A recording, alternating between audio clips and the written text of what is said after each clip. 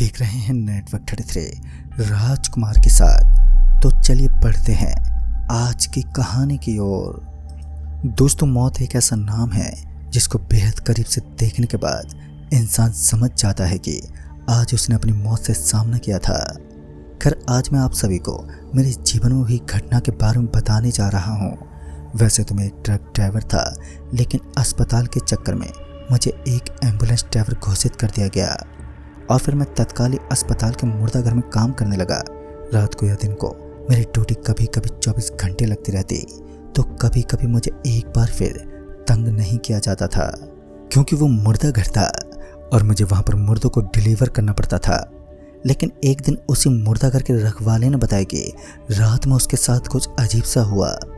उसे ऐसा लगा मानो एक लाश अपने आप ही खड़े होकर इधर से उधर भटक रही है। उसकी इस बात पर मैं हंसते हुए बोला, अरे साहब, ये मुर्दे कब खड़े होने लगता है आपको कोई गलतफहमी हुई है। और फिर इतना बोलने के बाद मैं तो जोर से हंसने लगा, लेकिन उस रखवाले का चेहरा देखकर तो ऐसा ही लग रहा था मानो वो काफ़ी सीरियस होकर मुझे इन बातों को बता रहा था। फिर मैंने भी हंसना बंद किया और उनसे कहने लगा कि अरे अंकल जी, चिंता मत कीजिए, ज़रूर आपको कोई छोटा मोटा वहम हुआ है। और इतना बोलकर मैं अपनी गाड़ी में लौट गया और उसी वक्त गाड़ी में मौजूद मोबाइल की रिंग बजने लगी। मोबाइल की घंटी को बजता देखकर मैं जल्दी से फ़ोन के पास पहुंच गया, तो मुझे पता चला कि मुझे अभी अभी कसौटीपुर जाना है, जहां से कुछ मुर्दों को मुर्दा घर में पहुंचाना है। मैंने एम्बुलेंस को स्टार्ट किया और मैं वहां से निकल पड़ा जल्दी से उन मुर्दों को मुर्दा घर पहुँचाने के लिए। और जब मैं वहाँ पर पहुँचा तो मैंने पाया कि वहाँ की स्थिति काफ़ी ख़राब और काफ़ी अजीब बनी हुई थी। एक इंसान को बुरी तरह जख्मी कर दिया गया था और मौके पर ही उसकी मौत हो चुकी थी, लेकिन पुलिस की कार्रवाई से पहले ही उसे मुर्दाघर में पहुंचाना ज़रूरी था। इससे पहले कि मैं उस लाश को गाड़ी में डालकर वहां से रवाना होता कि पुलिस वहां पर पहुंच गई और फिर पुलिस वाले ने लाश को अस्पताल पहुंचा दिया और छानबीन करने लगी। दोस्तों, मैं अपनी ज़िंदगी में पहली बार इतना भयानक नज़ारा देख रहा था। दरअसल उस लाश के शरीर पर इतने भयानक घाव व जख्म थे कि जिसे देखकर मेरा दिल दहल चुका था। लेकिन उस वक्त मैं वापस मुर्दाघर के लिए रवाना हुआ, क्योंकि वहाँ पर मेरे लिए कोई और भी काम मौजूद था। लेकिन इससे पहले कि पुलिस वालों ने मुझे रोकते उस लाश को एम्बुलेंस में डालने को कहा और उस बॉडी को मुर्दाघर पहुँचाने का सुझाव दिया, लिहाजा मैंने भी वही किया। मैंने उस लाश को सबसे पहले अपनी गाड़ी में डलवाया और वहाँ से करीब 8 किलोमीटर दूर मुर्दाघर पहुँचा दिया। पता नहीं क्यों, लेकिन आज पहली बार था जब मेरे मन में भी हल्का हल्का डर बैठ चुका था। अचानक ही ऐसा फील हो रहा था जैसे आज मेरे साथ कुछ अजीब होने वाला है। और इससे पहले मैं कुछ सोच पाता कि मुझे ऐसा लगा कि एक ठंडा ठंडा हाथ मेरे कंधे पर किसी ने रखा हुआ है। लेकिन जब मैं पीछे मुड़ा तो वहाँ पर कोई भी मौजूद ही नहीं था। अभी मैं पीछे की तरफ देख ही रहा था कि सामने से मेरी गाड़ी अचानक ही सड़क से नीचे उतर गई। उस समय मेरे बाएं तरफ एक बड़ा सा पुल बना हुआ था। इससे पहले कि गाड़ी उसके अंदर कूद पाती कि मैंने जोर से गाड़ी का ब्रेक लगाया और गाड़ी के टायर घसीटते हुए काफ़ी दूर तक शोर मचाने लगे। और उस समय शाम के 4:30 बज रहे थे और आसपास में काफ़ी लोग भी मौजूद थे। वो जल्दी से मेरी तरफ भागते हुए पहुँचे और मुझसे कहने लगे कि अरे भाई साहब, ठीक तो है ना? क्योंकि ये जगह बिल्कुल भी ठीक नहीं है, यहाँ पर हर दिन नए नए हादसे होते रहते हैं। मौत को अपने सामने देखकर मेरे हाथ और पैर काँप रहे थे। मेरा पूरा का पूरा बदन पसीने से लथपथ हो चुका था। आज पहली बार मैंने मृत्यु को इतने करीब से देखा था, क्योंकि मेरी गाड़ी उस पुल से सिर्फ 5 फुट की दूरी पर बची थी। मैं किसी तरह गाड़ी को बैक लेता हुआ अपनी जान की परवाह करने लगा, क्योंकि आज मैं जान चुका था कि काली शक्तियाँ कभी भी हमें मौत के घाट उतार सकती हैं। एक नई सीख के साथ मैंने गाड़ी को मुर्दाघर की तरफ घुमाया और जल्दी से मुर्दाघर पहुँच गया। मैंने इस घटना के बारे में वहाँ पर मौजूद मेरे सहकर्मियों को भी बताया, तो उनका मानना था कि कभी कभी हमारे आसपास काली शक्तियाँ मंडराती रहती हैं, लेकिन हम उनकी मौजूदगी से अज्ञात रहते हैं और फिर वो हमें दखल देती हैं। उन शक्तियों का बस एक ही लक्ष्य होता है कि वो हमें मौत के घाट उतारना चाहती हैं। कहते हैं कि जो बुरी शक्तियों के द्वारा मौत के घाट उतारा जाता है वो उन्हीं की श्रेणी में आता है, या फिर यूँ कहें कि भूत के द्वारा मारा गया इंसान बाद में भूत ही बनता है। लेकिन एक अच्छी बात यह थी कि अभी तक मैं सही सलामत था और आगे से सावधानी मेरा पहला हथियार था। बाद में मैं अपने घर लौट गया क्योंकि उस रात अब मेरा बिल्कुल भी मन नहीं था। मेरे अलावा वहाँ पर एक और ड्राइवर भी मौजूद था जिसके पास दूसरी एम्बुलेंस थी। अगर कुछ ज़्यादा ही इमरजेंसी होती तो मुझे वहाँ पर फ़ोन करके बुला लिया जाता था। फिर घर लौटने के बाद मैं तो पूरी रात उसी हाथ के बारे में सोचता रहा जो अचानक मेरे कंधे पर लग गया था।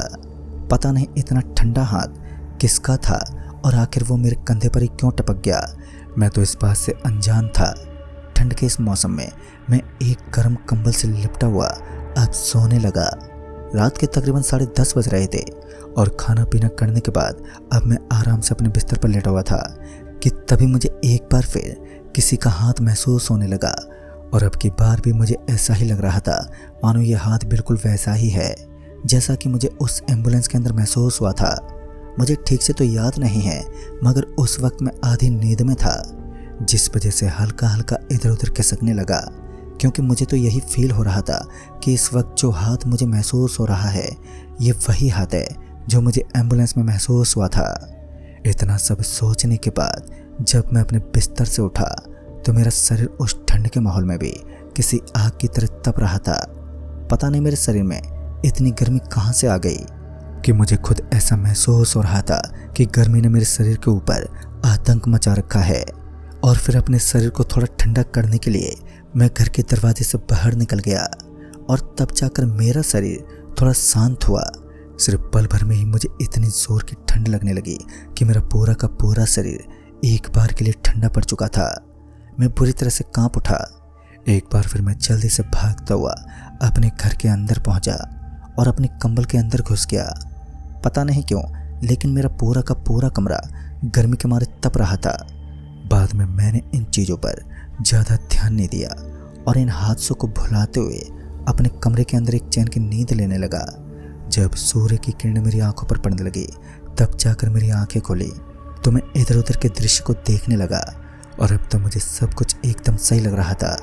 फिर सबसे पहले मैं बाथरूम में फ्रेश हुआ और बाद में मैं अपने एम्बुलेंस के अंदर पहुंचा और उसकी साफ सफाई करने लगा। मुझे उसके अंदर खून के कुछ धब्बे नजर आए जो हमारे लिए एक बेहद आम बात थी, क्योंकि अक्सर हमारी गाड़ियों के अंदर इस तरह की हरकतों को पाना एक छोटी सी बात होती है।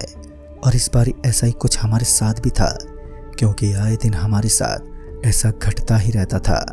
लेकिन जब मेरी नज़र एक सफ़ेद कलर की टी शर्ट पर पड़ी तब मुझे थोड़ी हैरानी होने लगी, क्योंकि मेरी एम्बुलेंस के अंदर ऐसा कोई भी सामान मौजूद नहीं था जिसमें टी शर्ट शामिल हो। लेकिन उस टी शर्ट के ऊपर कुछ लाल लाल धब्बे लगे हुए थे जो ये बता रहे थे कि ज़रूर यहाँ कुछ ना कुछ तो गड़बड़ है। फिर मैं उसके बाद पूरी एम्बुलेंस को ठीक से जांच करने लगा, लेकिन मुझे उस टी शर्ट के अलावा इस पूरी की पूरी गाड़ी में कुछ भी नज़र नहीं आया। फिर मैंने उस टी शर्ट को अपनी गाड़ी से बाहर फेंक दिया और एम्बुलेंस को लेकर ड्यूटी पर निकल पड़ा। शाम का वक्त हो चुका था, तकरीबन 6 बज चुके थे और ठंड के इस मौसम में 6 बजे के आसपास अंधेरा छा जाना एक आम बात है। और इस समय तो काफ़ी छोटे दिन चल रहे थे। फिर जब मैं अस्पताल पहुंचा तो वहां पर मुझे एक खबर सुनने को मिली जिसे सुनते ही मैं पूरा हिल गया। दरअसल मुझे पता चला कि मेरे साथ जो सहकर्मी काम करता था हाल ही में उसकी मौत हो गई है और उसने अपने बदन पर सफ़ेद टी शर्ट पहन रखी थी। रात में ड्राइव करते समय उसका बड़ा एक्सीडेंट हुआ है और मौके पर ही उसने अपने शरीर को छोड़ दिया। और अब वो यादें मुझे सताने लगी जो मैंने उस सहकर्मी के साथ बिताई थी। मुझे विश्वास ही नहीं हो रहा था कि तकरीबन 10 घंटे पहले मुलाकात करने वाला मेरा दोस्त अब मर चुका है। मैं सभी लोगों से बार बार इस बात को दोहराने में जुटा हुआ था, क्योंकि मुझे विश्वास ही नहीं हुआ कि वो मर चुका है। लेकिन असलियत को भी कौन टाल सकता है। और अब उस अस्पताल का पूरा काम मेरे ऊपर चढ़ चुका था। जहाँ पर भी लाशों को डिलीवरी करना होता तो वहीं पर मुझे कॉल कर दिया जाता। अस्पताल वालों का कहना था कि वो जल्द से जल्द किसी दूसरी एम्बुलेंस का अब इंतज़ाम कर देंगे। लेकिन वही इन 2-3 दिनों में मेरी हालत पतली पड़ने लगी, क्योंकि पूरा का पूरा काम मुझे ही संभालना पड़ता। मेरी आंखों में नींद साफ साफ झलक रही थी और अस्पताल वालों की इस करतूत को देखकर मुझे भी विश्वास होने लगा कि यहाँ कुछ तो ऐसा अजीब रहस्य है जो इस अस्पताल में ड्राइवरों की मौजूदगी को नाकाम कर देता है। हालांकि मेरे साथ भी कुछ हादसों ने जन्म लिया था, लेकिन अभी तक मैं उन हादसों पर पूरी तरीके से विश्वास नहीं कर पाया कि सच में वो कोई बुरी शक्ति ही थी या फिर मेरा कोई छोटा मोटा वहम।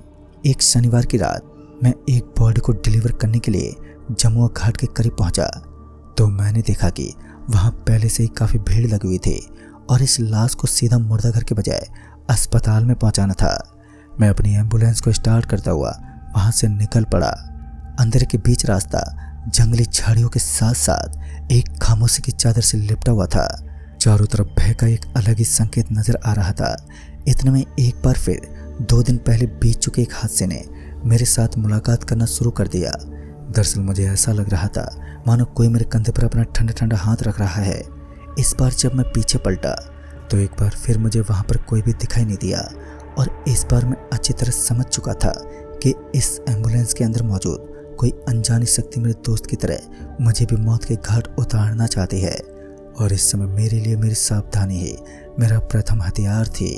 फिर मैं अपने आप को पूरे तरीके से सावधान करते हुए वहां से आगे बढ़ने लगा, लेकिन अब तो मुझे हर चीज का डर सता रहा था जो उस रास्ते पर मुझे नजर आ रही थी।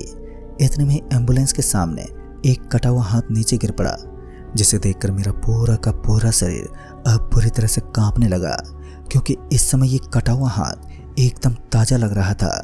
दरअसल उस हाथ की वजह से गाड़ी के सामने वाले कांच पर खून के धब्बे लग चुके थे और ये नज़ारा मुझे इस बात का संकेत दे रहा था कि मेरे आसपास कुछ ऐसा मौजूद है जो मैंने आज तक कभी नहीं देखा था और ना ही महसूस किया था। फिर गाड़ी के अंदर वह पड़ी वो लाश अपने आप ही खड़ा होने लगी और उसे इस तरह खड़ा होता देख मैं पूरा पसीने से लथपथ होने लगा।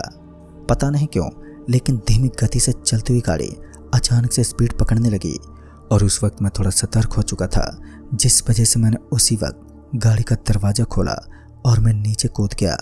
और अपनी गाड़ी से नीचे कूदने के बाद मेरे हाथ बुरी तरह से चल चुके थे। मुझे जोरों का दर्द होने लगा, लेकिन उसी वक्त वहाँ अगल बगल में मौजूद कुछ लोग मेरे पास पहुँच गए और फिर मुझे वहाँ से पकड़ते हुए सुरक्षित एक अस्पताल में पहुँचा दिया।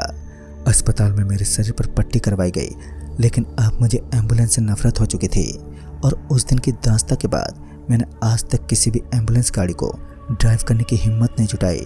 हालांकि ऐसा नहीं है कि मैं ड्राइविंग नहीं करता, लेकिन मुझे नफरत तो उस एम्बुलेंस से है जिसकी वजह से मेरा एक सहकर्मी दोस्त मारा गया और साथ ही मेरी जान भी हलक में थी। दोस्तों, आज इस घटना को बीते काफ़ी वक्त हो चुका है, लेकिन क़यामत की वो रात आज भी मेरे सपने में अपना कहर बरपाती है।